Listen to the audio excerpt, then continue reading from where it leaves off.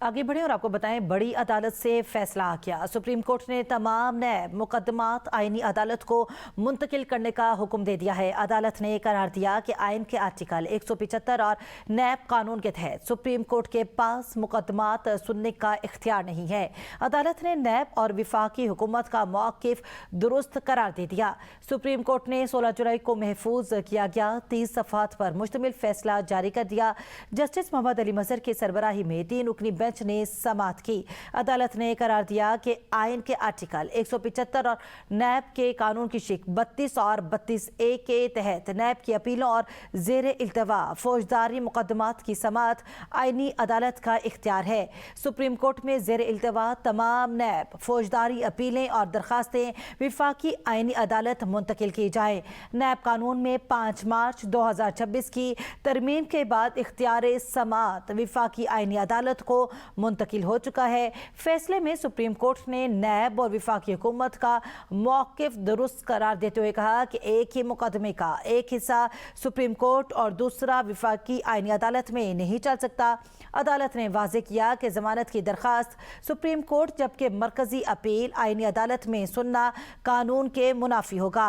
अदालत ने यह भी करार दिया कि इख्तियार समाअत का तयन कानून करता है, न कि फ्रीकैन की पसंद या रजामंदी। किसी दरख्वास्त गुजार की ख्वाहिश पर नया कानूनी फोरम तख्लीक नहीं किया जा सकता। दरख्वास्त गुजार के वकील अब्दुल रहमान लोधी ने मौक़िफ़ इख्तियार किया था कि सुप्रीम कोर्ट माजी में भी ऐसे केस में जमानत दे चुकी है, जबकि अटॉर्नी जनरल मंसूर उस्मान अवान और नैब के वकील ने दलाइल दिए कि तमाम नैब अपीलें और जमानत के मुकदमात विफाकी आइनी अदालत में ही सुने जाएंगे। वज़ारत ख़ारजा की कौंसलर सर्विसेज पर सवालिया निशान। फॉरेन ऑफिस के अपोस्टल सर्विसेज के कॉन्ट्रैक्ट्स में मुबैना बेज़ाब्तियों का इंकशाफ हुआ। करोड़ों रुपए के मामलात पर सवालात उठ के अपोस्टल सर्विस के लिए 5 कोरियर कंपनियों के इंतखाबात में ओपन टेंडर जारी न किए जाने का इंकशाफ भी हुआ है। इस हवाले से मज़ीद तफसीलात जान लेते हैं रिजवान अब्बासी से। रिजवान, बताइएगा, इस्लामाबाद के ये बहुत बड़ा फॉरेन ऑफिस का एक इदारा है, यहाँ पर भी बेज़ाब्तियों का इंकशाफ हुआ, क्या कहेंगे इस हवाले से? तफसीलात से आगाह कीजिएगा।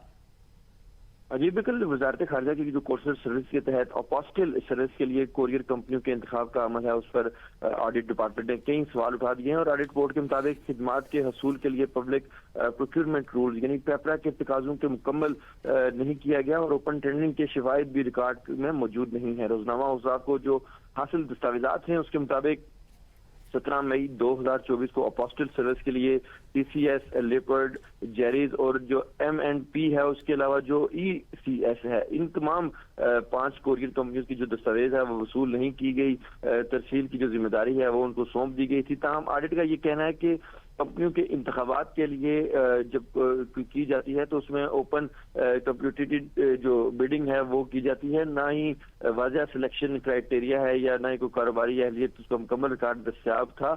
ऑडिट रिपोर्ट में ये भी कहा गया है कि ये तरीकाकार सिर्फ इस्लामाबाद में ही नहीं बल्कि कराची, लाहौर, पेशावर, कोयटा और जो गुजरात में जो फॉरेन ऑफिस के लिजन दफातर हैं वहाँ पर भी इख्तियार नहीं किया गया। और रिपोर्ट में ये भी कहा गया है कि जो ECS कोरियर कंपनी है, जिसको एक्सीलेंट कोरियर सर्विस भी कहा जाता है, उसके इंतखाब पर भी सवालात उठा दिए गए हैं। और ऑडिट के मुताबिक ECS जो है इस कंपनी के कौमी सतह पर मुतलका जो तजर्बा है, जो कारोबारी प्रोफाइल है और जो अहलियत है, इसके मुतल्लिक जो मतलूबा रिकॉर्ड है वो भी दस्तियाब नहीं था। और इसके अलावा कंपनी की जो सेल टैक्स रजिस्ट्रेशन है और जो SECP से जो मुतल्लिक दस्तावेजात हैं वो भी रिकॉर्ड में मौजूद नहीं थी। और ऑडिट रिपोर्ट में ये सिफारिश की गई है कि पूरे मामले की जो जामिया तहकीकात है उसकी जो जिम्मेदार का तयन भी किया जाए और आइंदा जो सरकारी खरीदारी और जो हुकूमत के हसूल में जो पेपरा रूल्स पर सख्ती से अमल दरामद किया जाए। ताहम वजारत खारजा की जानिब से ऑडिट रिपोर्ट में उठाए गए जो नुकात हैं इस पर ताहाल इस पर बाज़ाब्ता मौक़िफ़ सामने नहीं आया। बहुत शुक्रिया अपडेट करने के लिए।